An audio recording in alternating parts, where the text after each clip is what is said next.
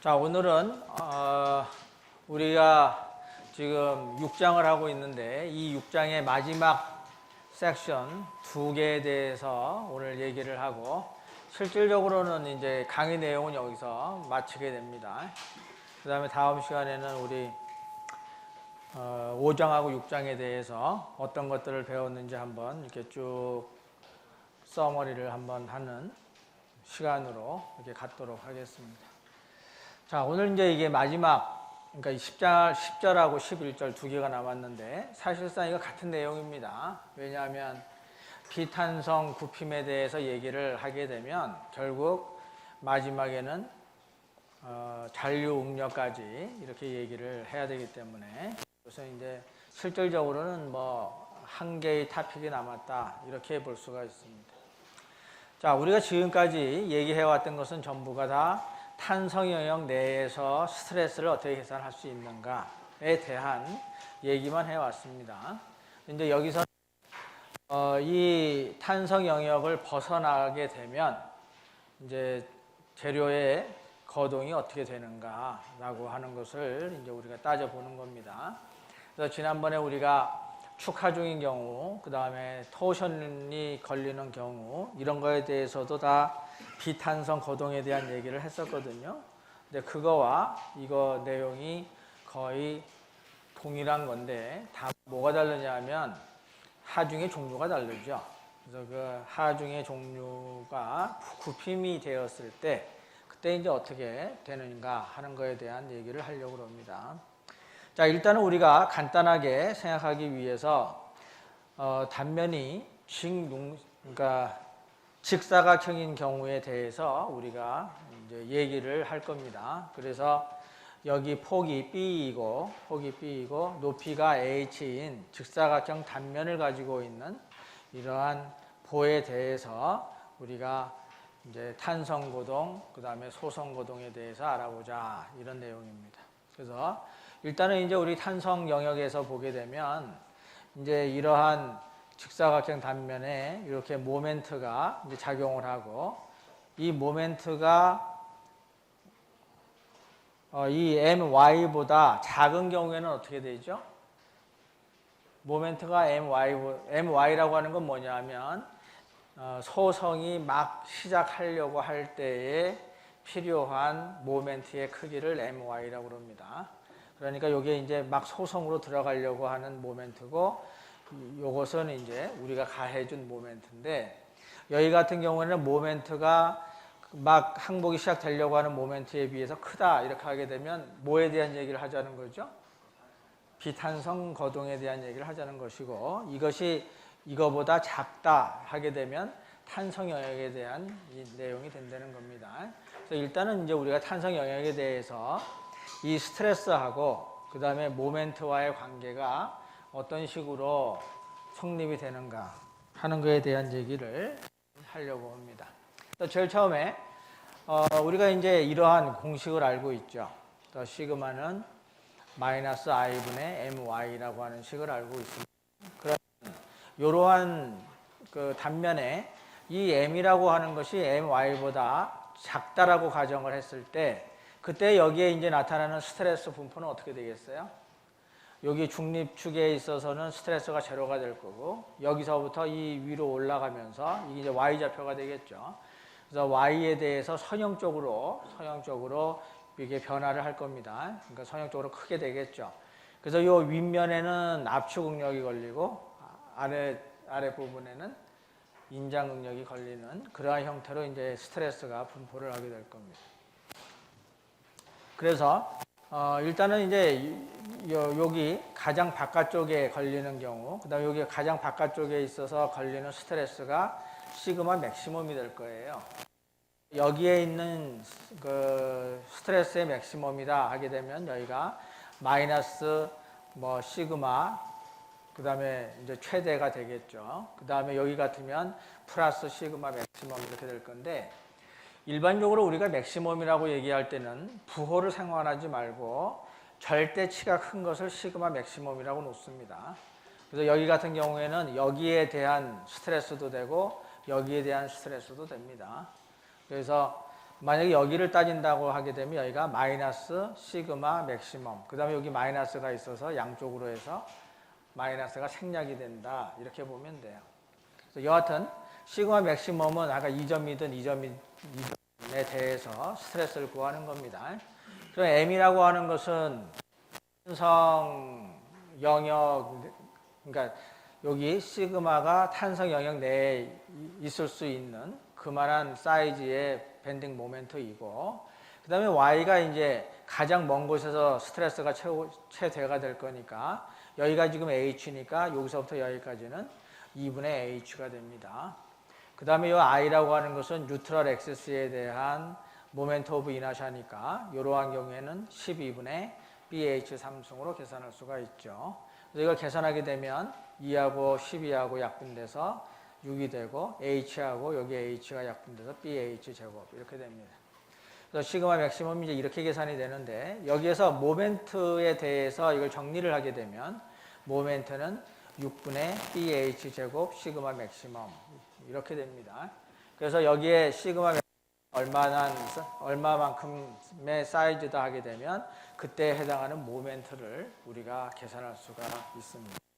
자, 여기까지는 이제 우리가 해왔던 얘기고, 그 다음에 여기서부터가 이제 소위 비탄성 굽힘에 해당하는 얘기가 됩니다.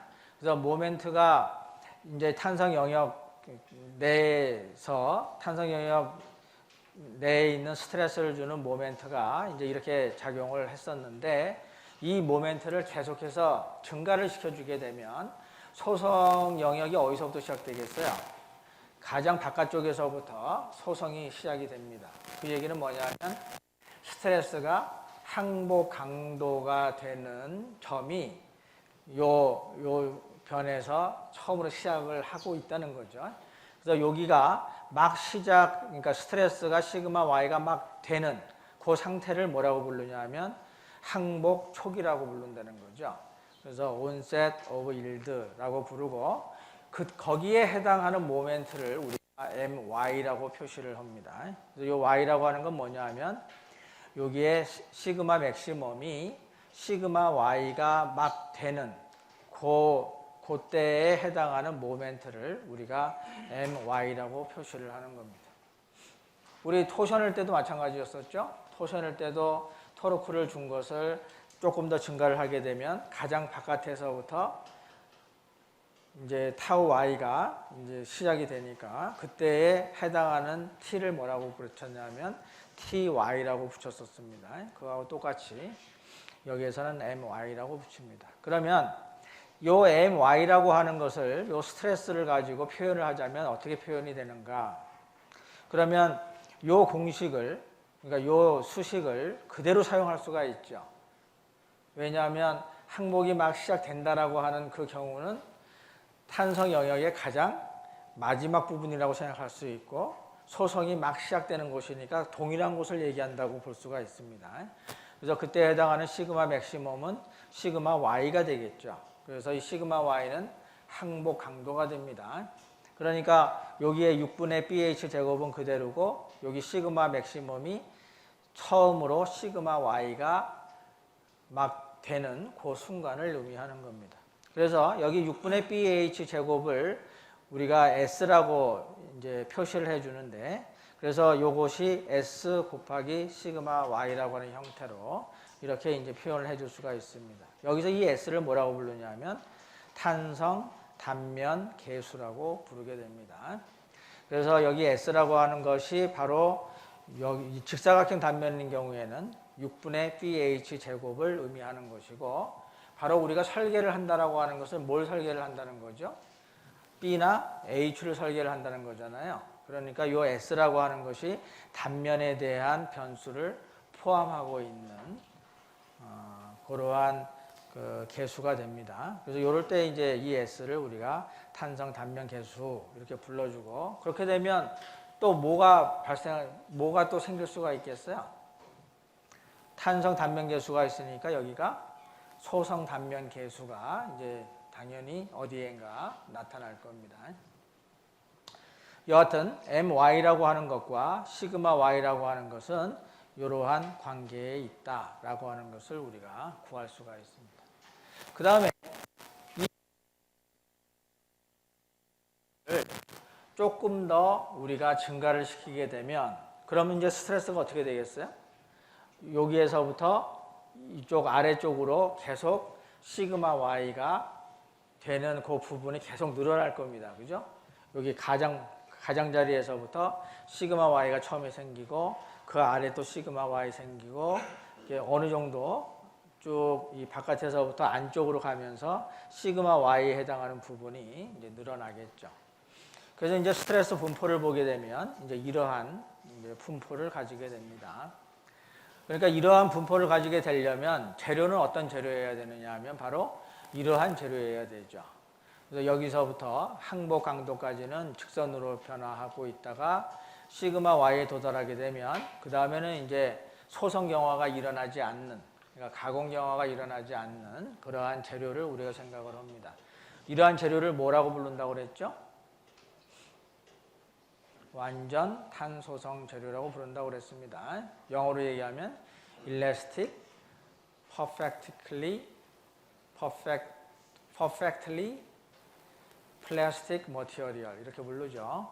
그래서 이제 이러한 재료를 우리가 가정을 했을 때 스트레스가 이제 여기에서부터 어느 부분까지는 이렇게 시그마 y가 쭉 진행이 되다가 이제 그 어느 부분서부터는 이제 탄성 영역이 그대로 남아있는 이러한 응력 분포를 가질 수가 있습니다. 요 아래는 요거하고 대칭이니까 마찬가지로 여기서부터 여기까지가 탄성이고 여기서 여기까지가 탄성이고 그 나머지는 이제 시그마 y가 되는 그러한 부분이 됩니다.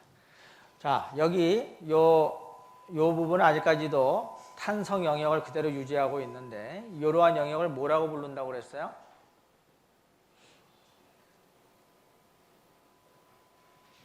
여기는 소성이고 여기는 탄성 영역인데 이 탄성 영역에 해당하는 부분을 우리가 일라스틱 코어다라고 부른다고 했었죠.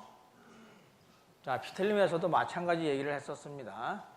자, 그래서 일부분은 이렇게 그 시그마 y에 해당하는 스트레스가 분포하고 나머지 부분은 탄성 응력이 이제 작용하는 부분으로 이렇게 되는 경우에 이때에 해당하는 모멘트를 뭐라고 우리가 명명을 하느냐 하면 M의 EP라고 이렇게 명명을 합니다. 그 이유는 이 앞에 있는 E는 일라스틱이고 그 다음에 있는 P는 플라스틱입니다. 그래서 일라스틱 플라스틱 모멘트를 우리가 M의 EP라고 이렇게 명명을 하죠. 그러면 이러한 스트레스 분포를 가지고 이제 여기에 해당하는 MEP를 우리가 구할 수가 있습니다. 그러면 MZ라고 하는 것을 구하는 수식은 뭐냐면 시그마 그 다음에 D Y를 곱하고 거기에다가 마이너스 Z를 구하는 식이었었죠. 그랬죠? 그러니까 시그마 X에다가 DA를 곱하게 되면 TF가 되고 TF에다 Y를 곱하게 되면 모멘트가 되고 그 모멘트의 방향이 얘하고 반대 방향이었으니까 마이너스를 붙였습니다. 그 다음에 이제 그 DA를 여기가 직사각형이니까 우리가 폭 곱하기 DY라고 하는 것으로 바꿔줄 수가 있고 그렇게 되면 이 적분하는 구간이 여기에서부터 여기까지 마이너스 2분의 h에서부터 플러스 2분의 h까지가 됩니다. 근데 우리가 이제 계산을 간단하게 하기 위해서 부터 2분의 구별을 해주게 되면 똑같은 수식이 되겠죠. 그래서 이제 이러한 수식에 의해서 우리가 이 MAEP를 구할 수 있습니다. 여기서부터 0의 2분의 h는 여기에 스트레스가 두 개의 스트레스로 우리가 구분을 시킬 수가 있습니다. 뭐냐면 0에서부터 여기 항복이 막 시작되려고 하는 요 위치까지의 거리를 우리가 스몰 y에 라지 y라고 이렇게 명명을 하게 되면 여기서부터 0에서부터 y에 해당할 때까지의 스트레스는 선형적으로 변하고 있고 그 다음에 y에서부터 2분의 h까지 여기에는 스트레스가 시그마 y로 일정한 부분이 나타나게 됩니다. 그래서 이 적분하는 구간을 우리가 두 개로 나눠줄 수가 있겠죠. 그래서 하나는 0에서부터 y까지, 또 하나는 y에서부터 2분의 h까지, 이렇게 두 구간으로 나누어서 생각을 해야 됩니다. 그러면 이 부분에 대해서 시그마 x는 뭐가 되겠어요? 다 일정하죠? 그러니까 마이너스 시그마 y가 됩니다. 그래서 여기 마이너스 시그마 y를 대입하면 되고, 그 다음에 여기 시그마 x는 뭐가 될까요? 이것은 여기 0에서부터 y가 이제 마지막 지점이니까 그 사이에 이무의 y를 우리가 생각을 해줘야 되겠죠. 그래서 여기서 이무의 거리 y 대, 그 다음에 y는, 그 다음에 거기에 해당하는 시그마 x 대, 그 다음에 여기가 시그마 y, 이런 식으로 해가지고 이러한 관계식을 얻을 수가 있습니다. 그래서 서로 비례식이죠. 그러니까 시그마 x에 해당하는 것이 이제 거리에 대한 수식으로 나타나는 거죠. 그러니까 시그마 x 대 시그마 y는 y 대 yy, 이제 이런 형태로 시그마 x가 표현이 됩니다. 그래서 시그마 x도 결국 여기에서는 마이너스 방향이니까 마이너스의 y분의 시그마 y의 y, 이렇게 되겠죠. 그럼 요거를 이제 적분을 하게 되면, 적분하는 것은 요 y하고 요거에 대해서만 적분하면 됩니다. 여기 시그마 y도 상수고 y의 y라고 하는 것도 상수죠. 그래서 요 y하고 그 다음에 여기에 해당하는 y분의, 그 다음에 여기 시그마 y도 바깥쪽에 내놓고, 그 다음에 2하고 여기 b가 상수니까 바깥쪽으로 내놓고, 그러면은 y 제곱에 대해서만 적분을 해주면 되니까 3분의 y의 3승, 이렇게 해서 이렇게 계산이 됩니다. 그 다음에 여기에 대해서 계산을 하게 되면 이것은 b가 상수로 나와야 되고, 시그마 y도 나와야 되고, 그 다음에 여기 2가 여기에 있고, 그 다음에 y에 대해서만 적분하면 되니까 2분의 y제곱이 됩니다. y제곱. 근데 이 y제곱이 요 리미트를 취하게 되면 4분의 h제곱 마이너스 y의 제곱, 이렇게 계산이 되겠죠. 자, 이렇게 되면 여기를 보게 되면 여기 y하고 여기 y의 3승이 있어서 이게 y의 제곱이 됩니다. 근데 이거 곱하기 여기를 하게 되면 이것도 y의 제곱이 되겠죠. 그래서 요거하고 요것이 지금 계산이 됩니다. 이것이 3분의 2b가 되고, 여기는 얼마가 되죠? 마이너스 1이 됩니다. 그죠? 마이너스 b가 되겠죠. 그러면 요거 더하게 되면 뭐가 돼요? 마이너스 3분의 1이 됩니다. 그래서 여기가 요거 계산하게 되면 4하고 4 없어져서 3분의 1 되고, 나머지 것들이 여기에 이제 나오면 되겠죠. 그 다음에 요 첫 번째 텀은 2하고 2가 캔슬이 돼서 4분의 b h의 제곱에 시그마 y가 남습니다. 그래서 그거 한 텀이니까 1, 이렇게 돼서 이 m의 2p라고 하는 것은 이러한 식으로 계산이 된다라고 하는 걸 알 수가 있죠. 그러면 y가 만약에 여기서부터 여기까지라면, 그러니까 y가 2라면 무슨 뜻이 되죠? 항목이 막 시작되려고 하는 그런 경우가 되겠죠. 그래서 여기 y 대신에 2분의 h를 대입을 하게 되면, 여기 2분의 h를 대입을 하게 되면 뭐가 나와야 돼요? 여기에 있는 게 나와야 됩니다. 여기에 있는 것이.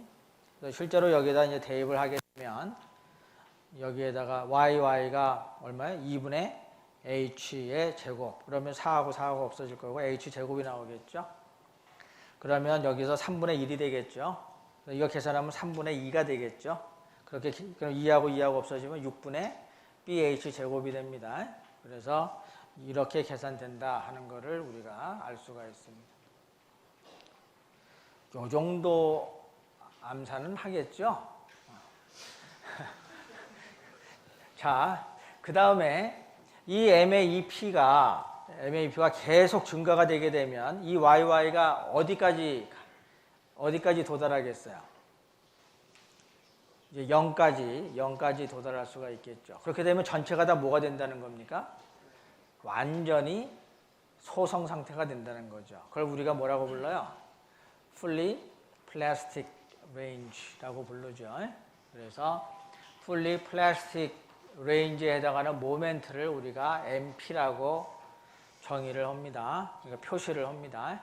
그래서 이 MP라고 하는 것은 여기 있는 것처럼 전체의 단면이 전부가 다 시그마 Y라고 하는 스트레스로 분포될 때 이것을 우리가 MP라고 하죠. 그럼 그 MP에 해당하는 스트레스의 합, 이거 스트레스의 합으로 표현된 것이 얘하고 같아야 되니까 이때도 인테그랄, 그 다음에 여기 사실상 여기 마이너스가 붙어야 되겠죠. 그리고 여기 시그마 Y가 마이너스가 붙어야 되고, 근데 이거 뭐 두 개가 마찬가지니까 이제 플러스가 돼서 결국 시그마 Y에 DA에 Y를 곱하고, 그 다음에 여기 그 리미트를 마이너스 2분의 H에서 2분의 H를 0에서 2분의 H로 바꾼 겁니다. 그럼 이제 2배 이렇게 나오겠죠.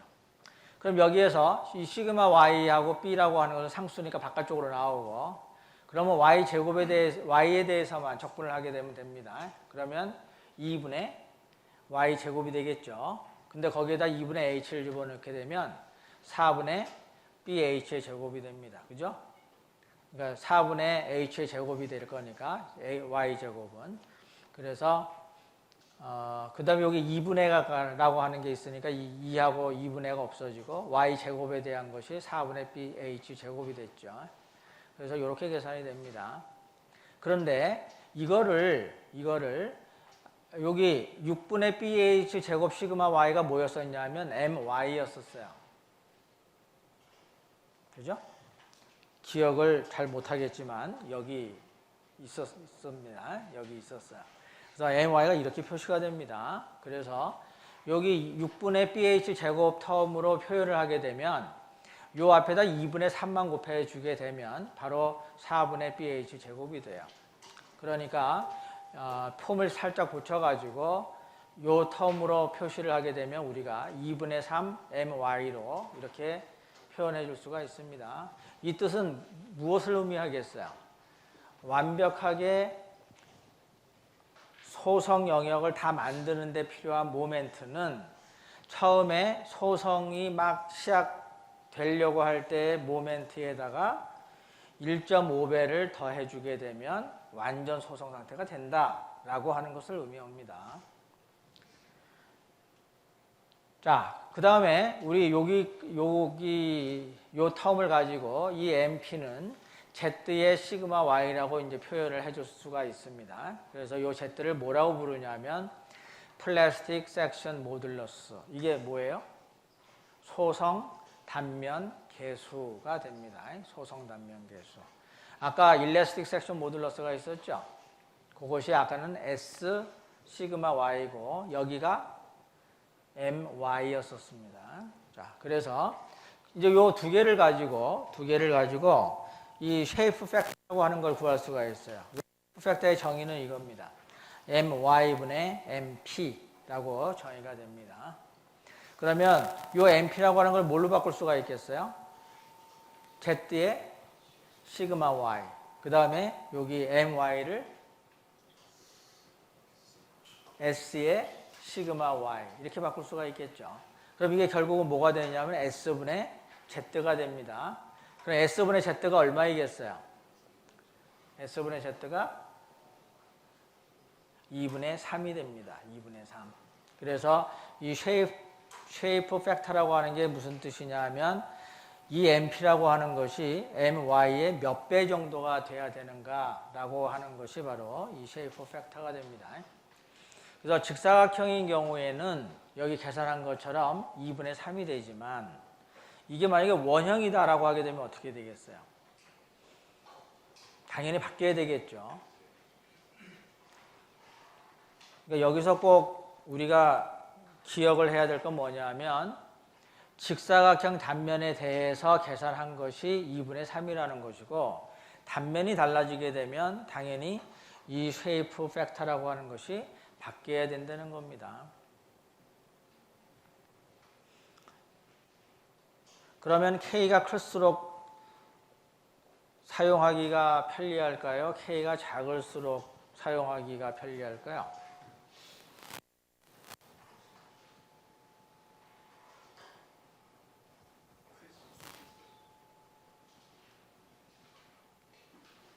결국 완벽하게 소성 영역을 만들 때에 막 소성이 되려고 하는 모멘트에 몇 배가 되느냐라고 하는 게 지금 K잖아요. 그러니까 K가 크면 클수록 MP가 어쨌다는 거예요.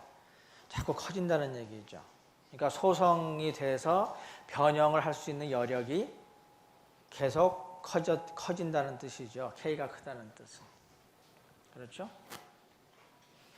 자, 여기까지가 이제 스트레스가 레인지에서부터 시작을 해서 일라스틱 플라스틱 레인지, 그 다음에 풀리 플라스틱 레인지 이렇게 가면서 어떤 식으로 지금 모멘트하고 스트레스의 상태가 어떤 관계를 갖고 있는가 하는 것에 대한 얘기를 합니다.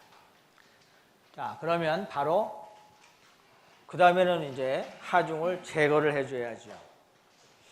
이제 하중을 제거를 해주게 되면 재료가 이제 탄성 영역에 있을 때는 어떻게 돼요?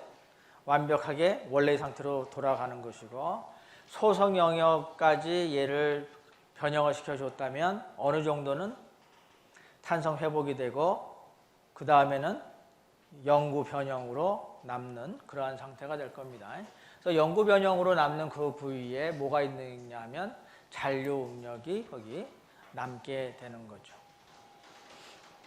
자, 여기서도 가장 간단한 예는 바로 풀리 플라스틱 레인지에서부터 그 하중을 제거하는 이러한 것이 가장 간단한 예가 됩니다. 그래서 여기서부터 일단 개념서부터 이제 공부를 하게 되면, 자, 제일 처음에 이 MP라고 하는 게 여기에 주어졌어요. 그렇게 되면 전체적으로 이 시그마 Y가 압축과 인장 응력으로 해서 이렇게 분포가 되게 됩니다. 근데 여기에서 이 MP를 이렇게 쭉 주고 있다가 제거를 했다는 얘기죠. 제거를 하게 되면 일단 여러분들 그 시그마 입실론 선도에서 봤듯이 이렇게 올라가다가 이렇게 일정하게 유지가 되잖아요. 그러면 지금 이쪽에 어느 부위인가 어느 부분인가 시그마가 있는 건데, 거기에서 하중을 제거하게 되면 어떻게 되는 거예요? 이쪽에 있는 기울기하고 똑같이 쭉 탄성적으로 내려오는 거죠. 그 탄성적으로 내려온다라고 하는 것을 우리가 어떻게 수학적으로는 생각을 해준다고 그랬습니까? 반대 방향으로 탄성적으로 작용한다라고 봐준다고 그랬죠. 자, 그래서 여기에 해당하는 것을 가지고, 여기에 해당하는 MP를 가지고 탄성적으로 이 MP를 그러니까 반대 방향으로 주었다라고 생각을 한다는 거죠. 그래서 그것을 우리가 뭐라고 그러냐면 여기 리버설이라고 되어 있지만 뭐 간단하게 얘기하면 뭐가 돼요? 일라스틱 리카버리가 되겠죠. 탄성 회복이 될 겁니다. 그렇게 되면 거기에 해당하는 스트레스를 계산을 하게 되면 이 수식을 이제 사용할 수 있겠죠. 아니면 이건 뭐 직사각형이니까 이거 말고 또 뭐를 생각할 수 있겠어요? 2의 그러니까 i분의 y를 생각하면 되겠죠. i분의 y.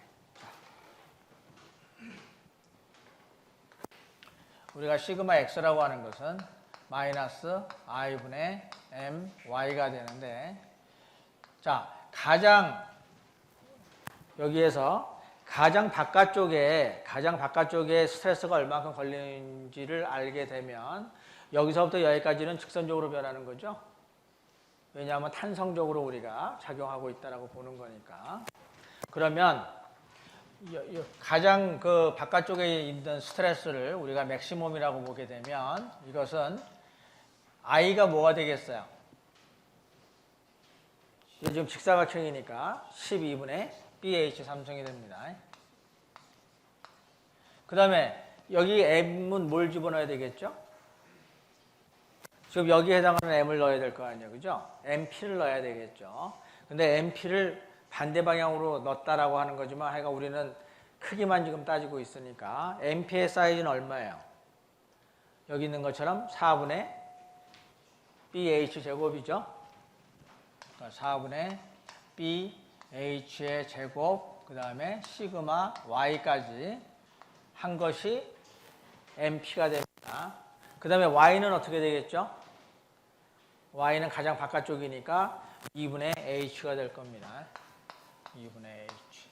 그렇게 되면 계산이 H하고 H의 제곱이 하고 H의 3성이 없어질 거고 B하고 B가 없어질 거고 그 다음에 2하고 여기가 6이 될 거고 그 다음에 여기가 2가 되고 여기가 3이 될 겁니다. 그럼 뭐가 돼요? 2분의 3 시그마 Y 이렇게 됩니다.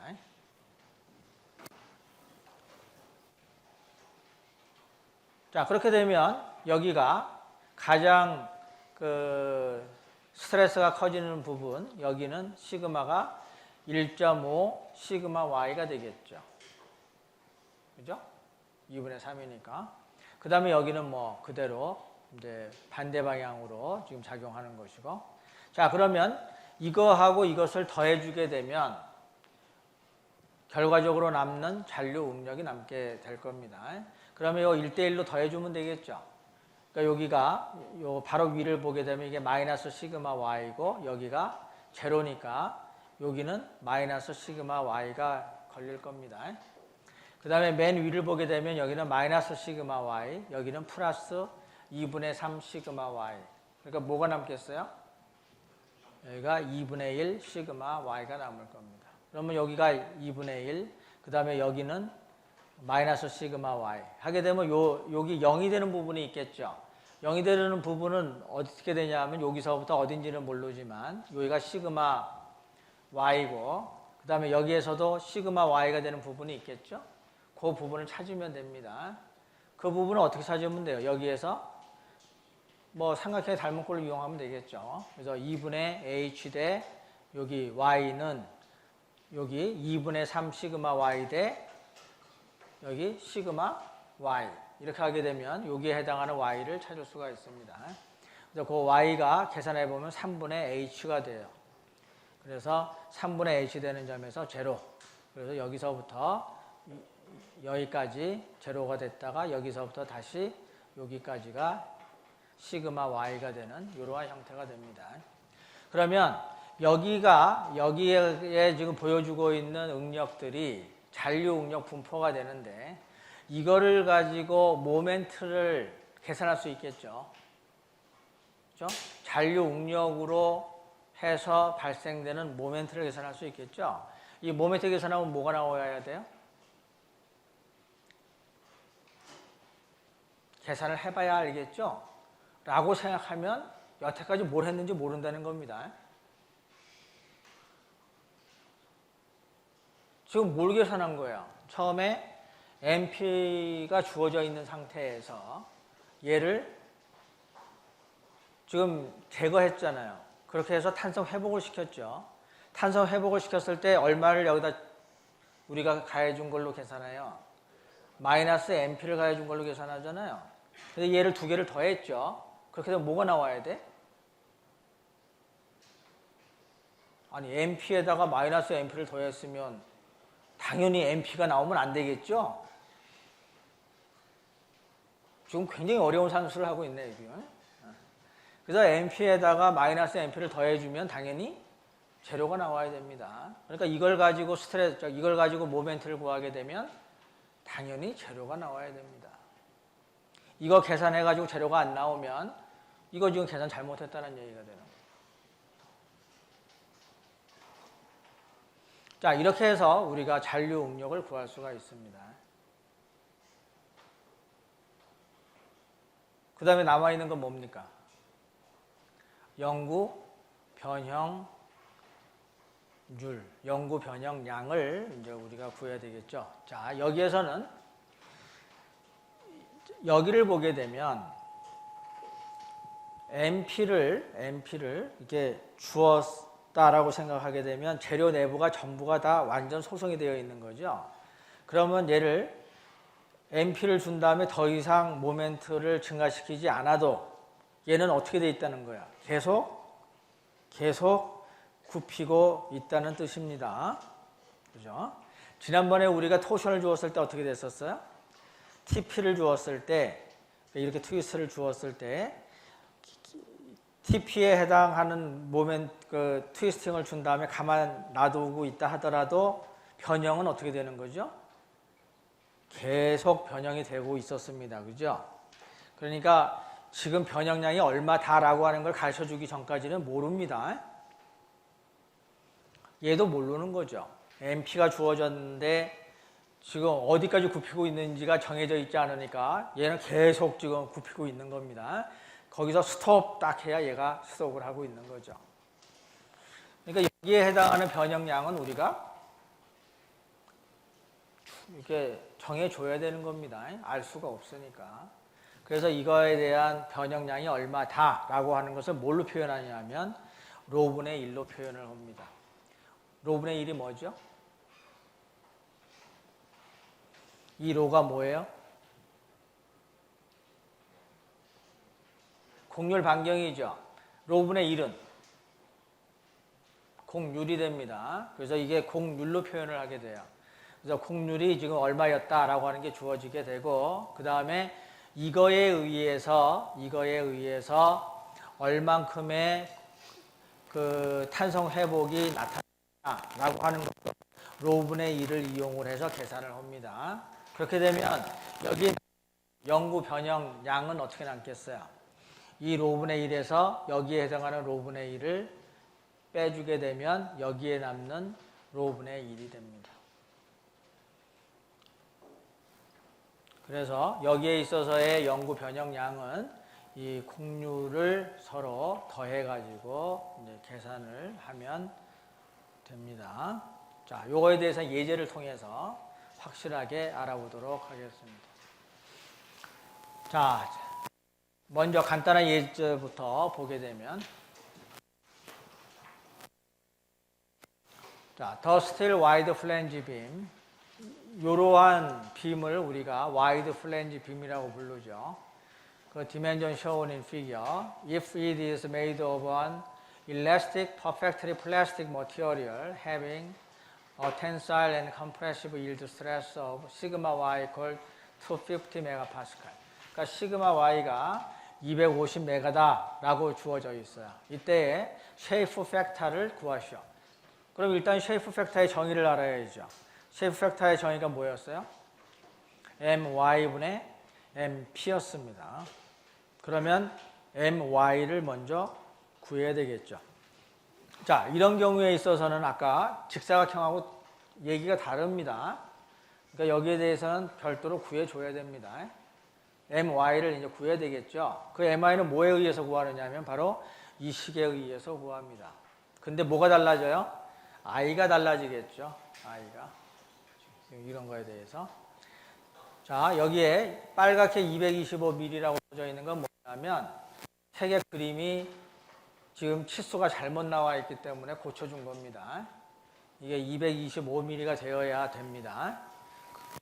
자, 그러면 이 225mm를 가지고 i를 구해보게 되면 요것은 웹부분에 대한 i가 됩니다. 웹이라고 하게 되면 바로 요 부분입니다. 요 부분. 요 부분은 어떻게 계산할 수 있어요? 여기가 지금 대칭 축이 되고 뉴트럴 액세스가 되니까 여기에 대해서 12분의 B 12.5 그 다음에 H가 225 이거의 3승 이렇게 하게 되면 요거에 대한 i가 계산이 된 거죠. 그 다음에 요거에 대한 것은 이거와 이거가 똑같으니까 일단 2배를 해놓고 요 직사각형에 대한 i를 구하게 되면 요 축에 대해서 12분의 요가 b가 됩니다. b가 200 그 다음에 h가 12.5의 3승 그래서 이게 나오죠. 그 다음에 요것을 이쪽 뉴트럴 액시스까지 옮겨줘야 되잖아요. 그러면 그 거리가 얼마가 됩니까? 거리가 225 나누기 2 하면 112.5 이렇게 나오고 거기에다가 요거의 반을 더해줘야 되겠죠. 6.1 25를 더해주면 됩니다. 그렇게 되면 그것이 118.75가 됩니다. 그래서 A 200 곱하기 12.5 이게 A가 되고 여기가 D의 제곱이 됩니다. 근데 요거하고 요것이 같으니까 2배 해줘서 이거 계산하게 되면 I가 이렇게 계산이 돼요. 그래서 요 식을 이용을 해서 I를 지금 계산한 I를 집어넣고 그 다음에 시그마 맥시멈이 250이 되는 이유는 뭐죠? 항복이 막 되려고 하는 거기에 해당하는 모멘트가 MY니까 그렇게 되면 요 C라고 하는 건 뭐가 되겠어요?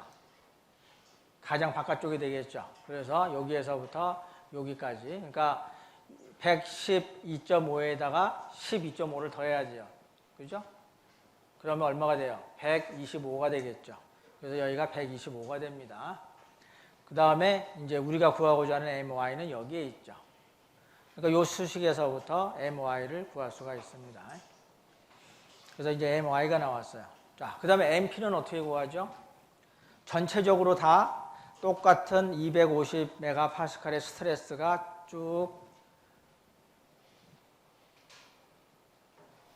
작용을 하고 있어야 됩니다. 지금 이것은 뭐냐 하면 여기까지, 그래서 여기가 250메가 되는 경우 이게 MY에 해당한 거였었죠. 자, MP는 이렇게 됩니다. 전체가 다 어디 부분을 막론하고 다 250메가파스칼의 스트레스가 걸리고 있을 때, 자, 이렇게 되면 여기에 해당하는 힘을 계산하고 여기에 해당하는 힘을 계산을 해서 모멘트를 계산해 주면 되겠죠. 자, 그래서 여기 C1하고 C2로 나눠놨는데 여기 C1이 삼각형 부분이고 C2가 지금 직사각형 부분입니다. 그러면 일단 C2에 대해서 하게 되면 여기 면적이 얼마가 되겠죠? 여기가 200, 여기가 12.5, 그러니까 200하고 12.5에다가 250이 작용하는 거니까 이렇게 계산하게 되면 힘이 나올 겁니다. 그죠? 그 다음에 요 C1에 여기 C1에 해당하는 것은 삼각형이 되나? 아니죠.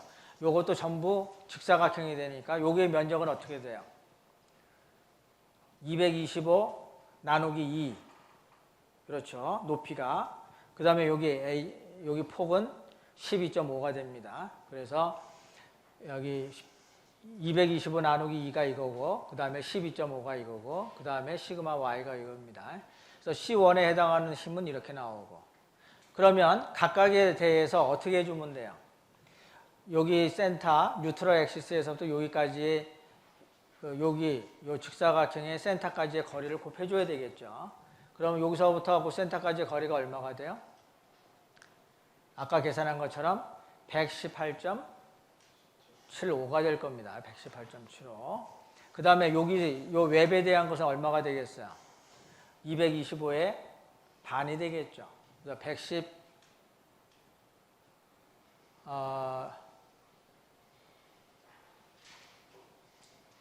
어떻게 되죠? 자, C2라고 하는 것이 여기에 해당하는 거여서 이게 625에다가 그 다음에 118.75 여기서부터 센터까지 곱한 거 이게 두 개가 있으니까 곱하기 2 하면 되고 안에 있는 것은 요 면적이죠. 요 면적은 뭐가 되겠어요? 여기가 112.5인데 그거의 절반이 높이가 되겠죠. 그래서 56.25가 높이가 되고 그 다음에 여기에 계산했었던 351.56이 거기에 다 작용하고 있는 것으로 보면 됩니다. 그래서 그것이 또 두 개가 있어서 두 배를 하게 되면 MP가 나오게 되죠. 이렇게 나와요. 결국은 MY하고 MP를 비교했을 때 거의 차이가 없다는 뜻입니다. 그럼 거의 대부분을 다 얘가 모멘트를 다 흡수해주고 있다는 건 똑같은 거죠. 결국 어디에서 흡수를 많이 하겠다는 어디에서 흡수를 많이 하는 거예요? 결국은 플랜지 쪽에서 발생시키고 있는 모멘트가 굉장히 크다는 겁니다. 그러니까 이 웹에 의해서 발생하는 모멘트가 별반 크지 않다는 거죠. 그 전전 슬라이드에서 여기? 그 시그마 맥스 할 때 250m/m 저거 어디서 나왔냐고? 저게 250 메가파스칼인데 메가파스칼이면 뉴턴 퍼 밀리미터의 제곱이어야 되죠. 밀리미터의 제곱이면 뭐 여기에서부터 미터의 3승이 나오고 여기에서 또 나오게 되니까 밀리미터의 제곱이 나오겠죠. 자, 이것은 그렇죠. 원래는 10의 6승 뉴턴 퍼 메타 제곱이 돼야 되는데 여기를 밀리미터의 제곱으로 고치게 되면 10의 마이너스 3승이 되고 그거의 제곱이니까 10의 마이너스 6승 그 다음에 위로 올라가면 10의 6승 이렇게 되죠. 이걸 밀리미터 제곱으로 고쳐야 됩니다. 자, 여기는 또 새로운 내용입니다. 이게 뭐겠어요? 중립축의 이동이라고 하는 뜻입니다. 중립축의 이동. 이거 같은 경우는 어디에서 발생하느냐 하면 단면이 대칭이 아닌 경우에 발생하는 겁니다. 자, 일단 이 그림을 보게 되면 이게 지금 T빔이죠. T빔이 이렇게 지금 치수를 가지고 있고 If it is made of an elastic perfectly plastic material having tensile compressive yield stress가 250MPa이다. 이때 plastic moment that can be resisted by the beam. 그러면 결국 플라스틱 모멘트를 구하라는 소리예요. MP를 구해라는 소리죠. 자, MP를 구하려고 하면 뭐를 알아야 돼요? 뉴트럴 액세스를 알아야 되겠죠. 그렇죠? 그래야 뉴트럴 액세스를 기준으로 해서 모멘트를 계산을 해야 MP가 나올 겁니다. 자, 이거에 대해서 도시 구하게 되면 이렇게 구해집니다. 여기가 120이면 요거죠. 120에 여기가 15mm입니다. 그러니까 요거 면적 120 곱하기 15, 요 면적 100 곱하기 15 이거. 그 다음에 각각에 대해서 y바를 곱해주는 거예요. 여기에서부터 측정을 하게 되면 120에 곱하기 15가 면적이고 그 다음에 이것은 여기서부터 쟀네요. 60이라고 하는 것은 여기서부터 여기까지가 도심까지가 60입니다. 그래서 60을 집어넣고 그 다음에 요 면적에 대해서 100 곱하기 15가 있고 그 다음에 여기서부터 여기까지 120 그 다음에 여기 도심까지 2분의 15 그래서 7.5가 들어간 겁니다. 그러면 90.68이 되죠. 그러면 요거에 대한 도심은 어디 있다는 거예요? 여기서부터 90.68에 해당하는 여기에 뉴트럴 액세스가 있다는 겁니다.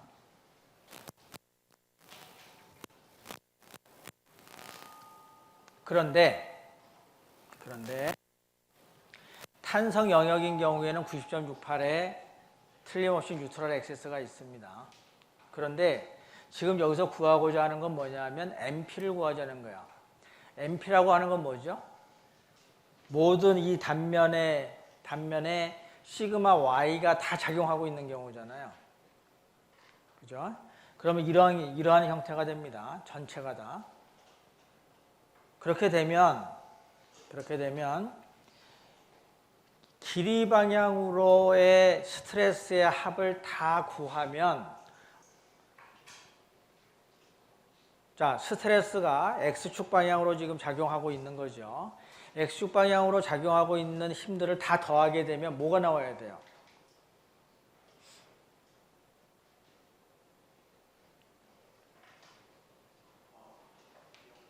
재료가 나와야 되죠. 저 모멘트밖에 안 줬으니까 재료가 나와야 됩니다. 그러면 시그마 Y가 다 일정하잖아요, 지금. 그죠? 풀리 플라스틱 같은 경우에는. 그렇게 되면 위에서 뉴트럴 엑시스 위쪽에서 이 압축응력을 받고 있는 면적하고 인장응력을 받고 있는 면적하고가 어떻게 돼야 돼요?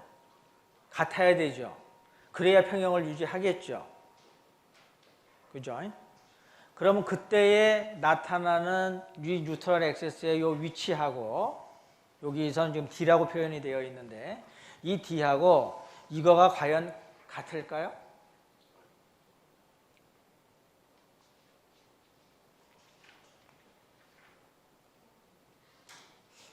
이게 같게 되면 구태여 이 얘기를 안 하겠죠. 그죠? 자, 그래서 실제로 구해보면 이렇게 됩니다.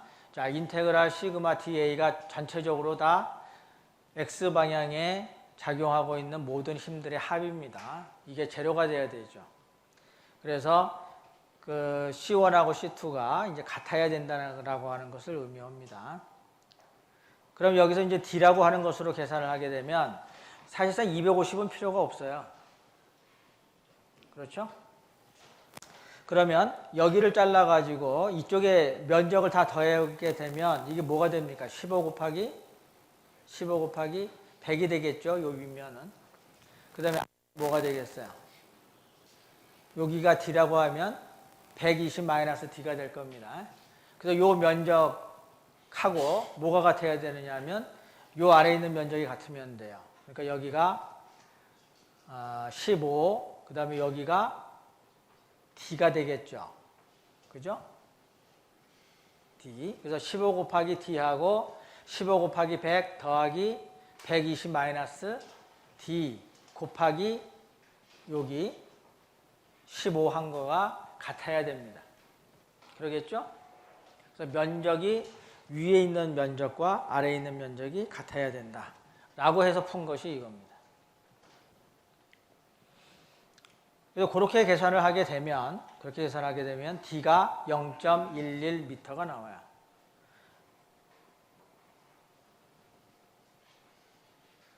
자, 그렇게 되면 여기에서부터 이제 우리가 여기서부터 여기까지가 0.11이니까 그 다음서부터는 뭘 계산해 주면 됩니까? 이걸 중심으로 해서 이 스트레스가 만들어내는 모멘트를 계산해 주면 되죠. 그럼 어떻게 계산되겠어요? 여기 250 곱하기 15에다가 250을 곱해가지고 뉴트럴 엑시스에서부터 여기까지 거리를 곱해주면 되겠죠. 그 다음에 여기 아까 D가 110으로 나왔으니까 이제 10이 될 거고 10 곱하기 15가 되고 그 다음에 여기 5mm를 곱해주면 될 겁니다. 그렇게 되면 이쪽 이렇게 돌리는 모멘트가 나오겠죠. 그 다음에 이쪽에서 나오는 모멘트는 여기에서부터 여기 2분의 D까지 해주고 그 다음에 D 곱하기 15 곱하기 250 이렇게 해주면 돌아가는 모멘트가 나올 겁니다. 이게 다 똑같은 방향이죠? 그러니까 다 더해주면 됩니다. 그래서 다 더해주게 되면 29.4kNm가 나오게 돼요. 그러니까 MP하고 MY를 아니네. 여기에서는 지금 문제는 이거죠. 문제는 이건데 사실상 여기에서 얘기하고자 하는 것은 이 MP가 주된 내용이 아니고 D라고 하는 것을 우리가 구해야 된다는 겁니다. 근데 이 D라고 하는 것이 여기서 계산했었던 소위 0.09하고는 다른 값을 갖더라 하는 거예요. 그래서 서로 다른 중축의 위치를 갖게 된다는 겁니다. 자, 그 다음에 또 다른 예제를 보면 The still wide flange beam shown is subject to a fully plastic moment of MP. If this moment is removed, determine the residual stress. 이제 잔류 응력 분포를 구해보자는 거예요. 머티리얼은 아까 똑같이 250MPa입니다. 굉장히 간단하죠. 우리가 그 개념, 레지듀얼 스트레스의 개념을 설명했을 때 하고 똑같은 문제가 됩니다. 그래서 여기 보면 일단 MP라고 하는 게 주어져 있다고 그랬으니까 그 MP라고 하는 것이 이제 얼마인지를 계산을 했어야 되죠. 자.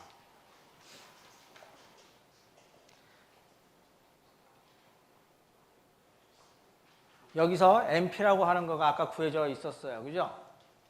아까 6의 21번 예제를 틀림없이 풀었으니까 MP가 그때 188kNm가 나왔고 I가 82.44, 10의 6승, 밀리미터의 4승이 나왔었습니다. 자, 그러면 이걸 가지고 스트레스 분포를 구하게 되면 어떻게 될까요? 전체가 다 250으로 쭉 분포가 되어 있겠죠. 이렇게 되어 있겠죠. 이렇게. 그죠? 그 다음에는 뭘 구해야 되느냐 하면 일레스 리카버리가 되는 스트레스를 구해줘야 됩니다. 그래서 이걸 구하기 위해서 이걸 사용하는 거죠. 그래서 여기에서 I라고 하는 게 아까 구했던 82.44고 MP를 반대 방향으로 이제 부여합니다. 그래서 188을 부여하고 그 다음에 C라고 하는 것은 가장 바깥쪽에 있어서의 스트레스를 구하고자 하는 거예요. 그래서 거기가 125mm고 그래서 계산을 하게 되면 얘가 285.1MPa이 됩니다. 그 얘기는 응력 분포가 이렇게 생긴다는 뜻이에요. 가장 바깥쪽이 285.1이 나오고 그 다음에 쭉 줄어드는 그 다음에 여기가 또 요거와 대칭인 스트레스가 이렇게 걸리게 됩니다.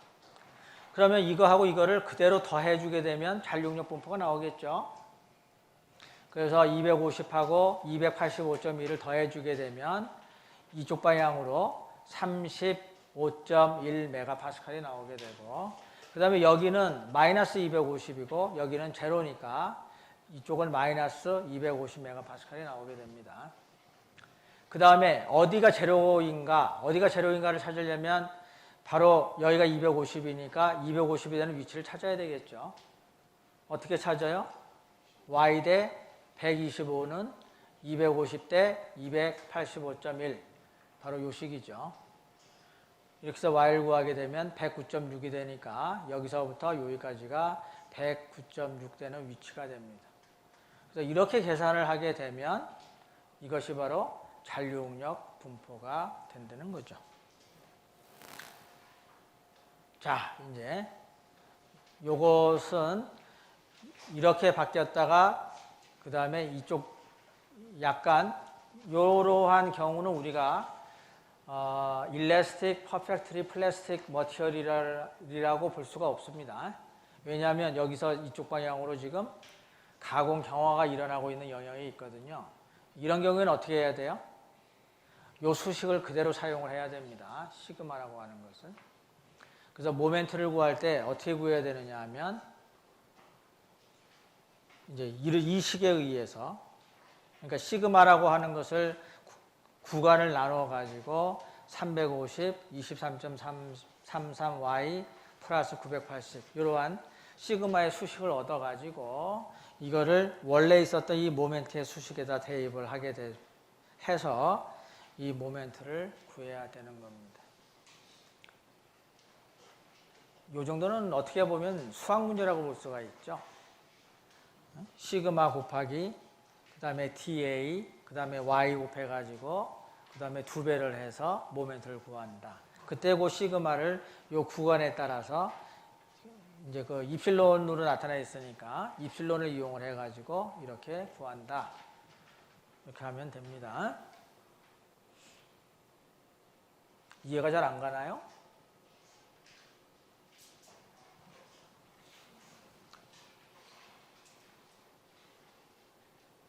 자, 그러면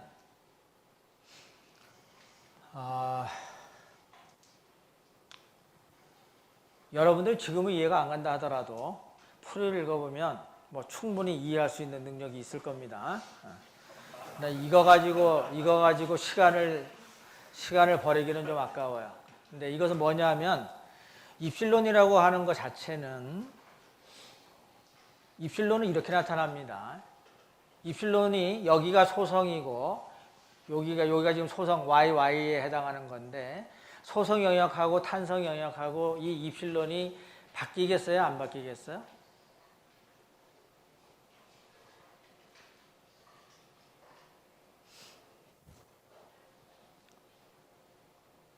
자, 지난번에 우리 토션을 할 때도 일레스틱 코어가 있었고 바깥쪽에가 있었습니다. 그럴 때 우리 비틀린 각을 구한다라고 했을 때 그 구간에 따라서 비틀린 각이 바뀌었나요? 아니면 연속적으로 쭉 연결이 됐었나요?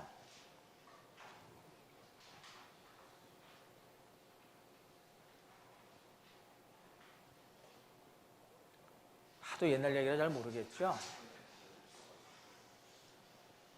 자, 그러면 보가 모멘트를 줘갖고 이렇게 지금 휘고 있습니다. 근데 가운데가 일레스틱 코어가 있으니까 이게 휘다가 갑자기 거기에 가서 탁 꺾여가지고 다르게 휘게 되면 얘가 하나의 거동을 못 하겠죠? 왜냐하면 일레스틱 코어는 코어대로 떨어져서 나가서 휘고 있고 바깥쪽은 바깥쪽대로 휘고 있고 그러면 두 개가 분리된다는 얘기죠. 그럼 실제로 그런 일이 벌어지겠어요? 안 벌어집니다. 그러니까 입실론이라고 하는 건 뭐예요? 계속 연속적으로 나타난다는 거죠. 그래서 이 입실론이 이렇게 연속적으로 나타난다는 것만 알면 바로 이 수식을 구할 수가 있습니다. 그러면 여기에 있는 여기 입실론에다가 여기에 있는 요 입실론에다가 대입을 하게 되면 시그마의 수식이 얻어져요. 그렇게 되면 그 시그마를 여기다가 집어넣게 되면 그러니까 여기에다 집어넣게 되면 바로 이 값을 구할 수가 있습니다. 자, 이 정도 했으면 이해하겠죠. 자, 그 다음에 중요한 거는 이해제가 매우 중요합니다. 자, 이것은 뭐냐면 지금 문제가 밴딩 모멘트가 이만큼이 지금 주어져 있고 플라스틱 조은이 30mm thick로 되어 있어요. 그래서 여기에서부터 여기까지가 15mm가 됩니다. 그래서 위쪽으로 15mm, 아래쪽으로 15mm가 저기 일레스틱 코어가 되고 나머지 부분이 소성 영역이 된다는 거예요. 이때 레지듀얼 스트레스하고 그 다음에 영구 변형량을 구하시오 이런 뜻입니다. 자, 그래서 원래 주어진 것이 0.8 곱하기 10의 3승 뉴턴 메타가 주어져 있어요. 그 다음에 이거에 대해서 I를 구하게 되면 이게 됩니다. 그 다음에 이 값은 이게 되고 그렇게 되면 이걸 가지고 분포를 나타내게 되면 여기 YY가 15mm예요. 그 다음에 시그마 Y가 240이고 그래서 그림을 그리게 되면 이런 그림이 나오게 됩니다. 그러니까 여기서부터 여기까지가 15mm, 그 다음서부터 240메가, 그 다음에 이 아래도 마찬가지예요. 그래서 이렇게 만들어지는 모멘트를 다 더해주게 되면 뭐가 나오겠어요? 이게 나옵니다. 그러니까 원래 문제는 뭐였겠어요? 28.08 kN 메타의 모멘트가 지금 가해지고 있다. 라고 하게 되면 여러분들이 이러한 응력 분포를 그려내야 되겠죠. 어떤 식에 의해서? 바로 우리가 아까 계산했었던 이 식에 의해서 바로 이 식에 의해서 YY를 구할 수가 있습니다. 근데 문제를 간단하게 해주기 위해서 YY가 지금 15mm다라고 주어졌죠, 아예. 그러니까 여러분들은 이거 계산할 필요도 없이 이 분포를 지금 구할 수 있었던 겁니다.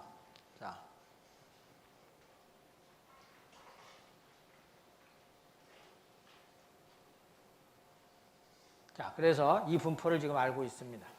그러면 이거를 지금 하중을 제거를 했다는 뜻이죠. 하중을 제거를 하게 되면 여기에서 나오는 모멘트를 반대 방향으로 탄성적으로 가했다는 거죠. 그렇게 되면 여기에 있는 스트레스를 구하기 위해서 이 식을 사용합니다.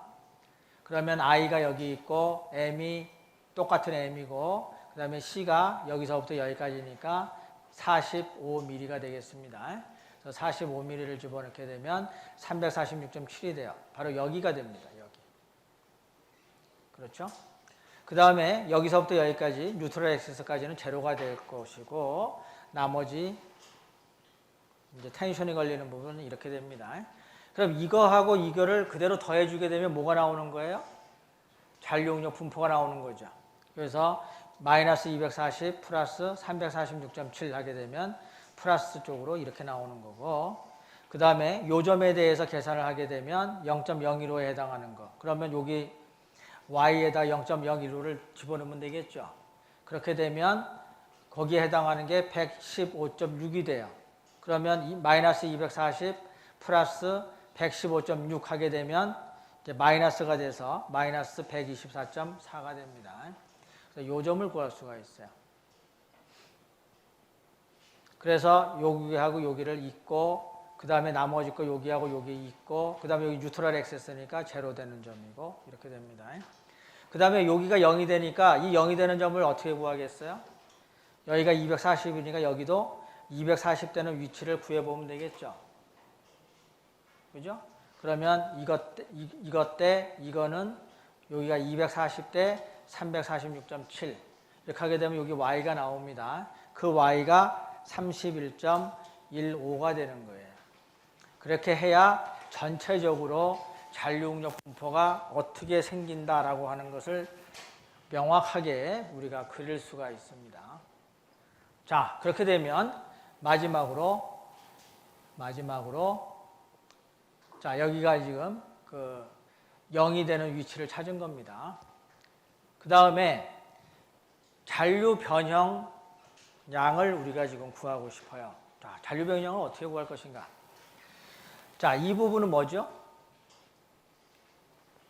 이 부분은 소성 영역입니다. 이 부분이 탄성 영역이죠.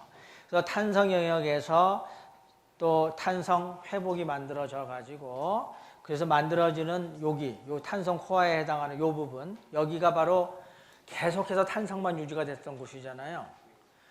그런데 요 부분은 어떻게 되는 거예요?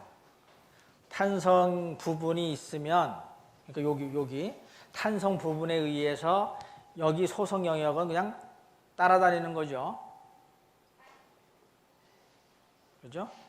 왜냐하면 얘는 힘을 어떻게 발휘하고 어쩌고 할 방법이 없어요. 이미 자기가 버틸 수 있는 양만큼 다 버티고 있거든요.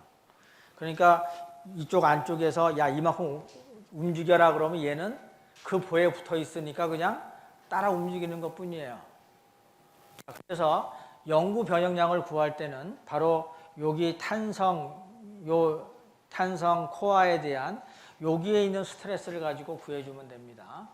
그래서 맨 마지막에 있는 여기가 마이너스 124.4라고 하는 게 일레스틱 코어의 마지막 부분이었잖아요. 그래서 그거를 이용해서 여기 로가 얼마인지를 좀 구하고자 하는 겁니다. 그리고 원래 스트레스는 이런 수식에 의해서 구할 수가 있고 로라고 하는 것으로 이걸 바꿔주게 되면 이렇게 돼요. 그래서 그 스트레스 기준이 되는 것이 YY에서 지금 이만큼 나왔거든요. 그래서 시그마가 마이너스 124.4고 이 값은 주어져 있고 그 다음에 YY가 15mm였어요. 그래서 대입을 하게 되면 24.1m가 됩니다. 이 얘기는 뭐냐 하면 처음에 이렇게 굽어졌던 것이 뭐에 의해서 MEP에 의해서 이만큼 휘어졌던 것이 탄성 회복을 해서 이만큼 펴졌다는 겁니다. 그러면 이 나머지 요러한 상태에 있어서의 곡률 반경이 얼마냐라고 한 게 이겁니다. 그러면 이거를 다르게도 구할 수가 있겠죠. 어떻게 구할 수 있겠어요? 이거에 해당하는 곡률을 구하고 그러면 로분의 1이 됩니다. 요거에 대한 로분의 1을 구할 수 있겠죠. 그 다음에 여기에 있어서의 로분의 1을 또 구할 수가 있습니다. 그래서 여기에 로분의 1에서 여기에 로분의 1을 빼면 여기에 있는 로분의 1이 나오게 됩니다. 그런데 이것만 가지고서도 구할 수가 있었던 거죠. 지금 이것은 요 그림만 가지고 우리가 구한 겁니다. 그런데 아까 얘기한 것처럼 여기에서 이거의 곡률을 빼도 이거의 곡률이 나와요. 그러니까 두 가지 방법으로 구할 수가 있습니다. 그러니까 여러분들은 이 두 가지를 다 알고 있어야 되겠죠. 자, 그래서 여기까지가 이제 마지막 예제까지 우리가 다 푼 겁니다. 자, 오늘 한 내용이 뭐 하나의 섹션이기는 하지만 잔류 응력에 대한 내용은 이거보다 더 깊이 할 만한 내용이 없어요. 요 정도면 충분합니다. 물론 여기서 약간 응용을 할 수 있죠. 자, 요것은 내가 뭐 나중에 문제는 안 내겠지만 아까 그 중립축의 이동이 있었잖아요. 중립축의 이동이 있게 되면 그때 탄성 회복을 어디를 기준으로 해서 계산을 해야 될까? 약간 궁금하죠? 전혀 궁금하지 않을 수도 있겠지만 나는 이거 굉장히 궁금합니다. 왜냐하면 중립축의 위치가 있었는데 계속 똑같은 중립축의 위치가 있는 소위 단면이 대칭인 단면만 지금 계산을 쭉 해왔거든요. 근데 아까처럼 T자형이 있다. 이렇게 됐을 때 잔류 응력을 구하시오. 그럼 어떻게 구하겠어요? 그러면 중립축에 이동이 있었으니까 중립축을 이동을 시켜놓고 거기에 대해서 스트레스를 구한 다음에 잔류 응력을 구하는 게 맞는 건지 아니면 그거보다는 얘는 탄성 회복이니까 탄성에 대한 중립축에다 놓고 계산을 해서 더해야 되는 건지 굉장히 궁금하게 되겠죠. 그럼 여러분들이 계산을 해보면 알죠. 계산을 해갖고 맞는지 틀리는지 어떻게 계산해보면 돼요. 어떻게 확인할 수 있어요. 마지막에 나온 잔류 응력을 가지고 모멘트를 계산했을 때 모멘트가 제로가 되면 맞는 겁니다. 모멘트가 제로가 안 되면 중립축의 위치가 다른 거예요. 이것은 연습 문제로 여러분들이 풀어봅니다. 어떤 문제에 대해서? 아까 T자형에 대해서. 굉장히 재밌는 문제입니다.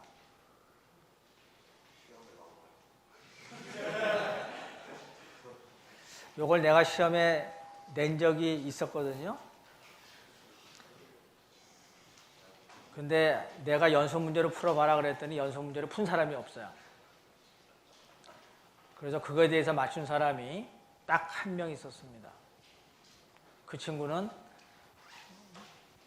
내 말을 굉장히 열심히 들었던 친구죠. 자, 일단 여러분들의 수준을 약간 넘었습니다. 그래서 일단은 여러분은 거기까지는 생각을 안 해도 괜찮습니다. 자, 다음 시간에는 우리가 5장하고 6장까지 배운 거를 한번 복습을 해보는 시간으로 갖겠습니다. 자, 오늘 수업은 여기까지 하기로 하고